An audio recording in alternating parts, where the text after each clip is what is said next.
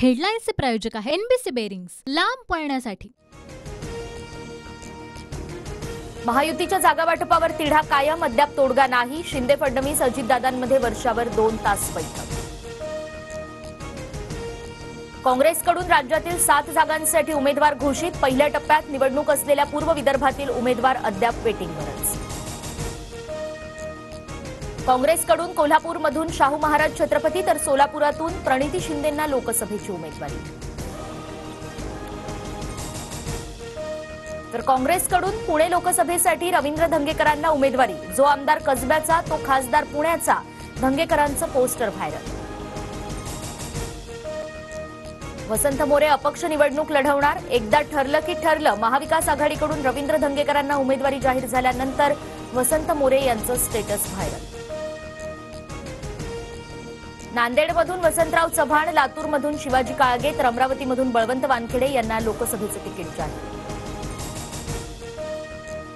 सांगलीतून चंद्रहार पाटलांना लोकसभेचं तिकीट। सांगलीमध्ये काँग्रेसचाही दावा असताना उद्धव ठाकरेंकडून उमेदवारी जाहीर। सांगली पाठोपाठ दक्षिण मध्य मुंबई आणि ईशान्य मुंबईच्या जागेवरही काँग्रेसचा दावा। वर्षा गायकवाडांसाठी दक्षिण मध्य मुंबईच्या जागेवर काँग्रेस आग्रही। शरद पवारांच्या घरी काँग्रेस आणि ठाकरे गटात खडाजंगी, सूत्रांची माहिती। सरकारमधील काही विभागातील भ्रष्टाचार आणि गैरव्यवहाराच्या फाईलपैकी पहिल्या फाईलचं पान आज उलटणार। रोहित पवारांचं ट्विट। सकाळी 11 वाजता रोहित पवारांची पत्रकार परिषद। रोहित पवार, युगेंद्र पवार यांना पोलीस संरक्षण द्या। सुप्रिया सुळेंचं पुणे पोलीस अधीक्षकांना पत्र। प्रचारादरम्यान दबाव टाकला जात असल्यानं सुरक्षा देण्याची सुळेंची मागणी। माजी मुख्यमंत्री पृथ्वीराज चव्हाण यांच्यावर काँग्रेसकडून मोठी जबाबदारी। पृथ्वीराज चव्हाण यांची प्रचार समिती प्रमुखपदी नियुक्ती। 7 दिवसात कांद्याच्या दरात 400 रुपयांची घसरण। कांद्याचे दर घसरल्यानं बळीराजा हतबल। नाशिकमध्ये 1175 रुपये प्रति क्विंटल दरानं कांद्याची विक्री। सोन्याचा दर विक्रमी पातळीवर। सोन्याचे दर 69,300 रुपये प्रति ग्रॅम। 10 ग्रॅम इतक्या विक्रमी पातळीवर। सोनं लवकरच 70,000चा टप्पा गाठणार।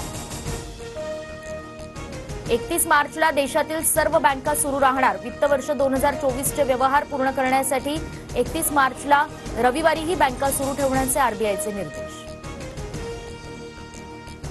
कथित मद्य घोटाळा प्रकरणात दिल्लीचे मुख्यमंत्री केजरीवालांना ईडीकडून अटक। 2 तासांच्या चौकशीनंतर ईडीची कारवाई। आप कार्यकर्त्यांची केजरीवालांच्या घराबाहेर घोषणाबाजी। अरविंद केजरीवालांच्या याचिकेवर सकाळी 10:30 वाजता सुप्रीम कोर्टात सुनावणी। तर अरविंद केजरीवाल मुख्यमंत्रीपदाचा राजीनामा देणार नसल्याची माहिती।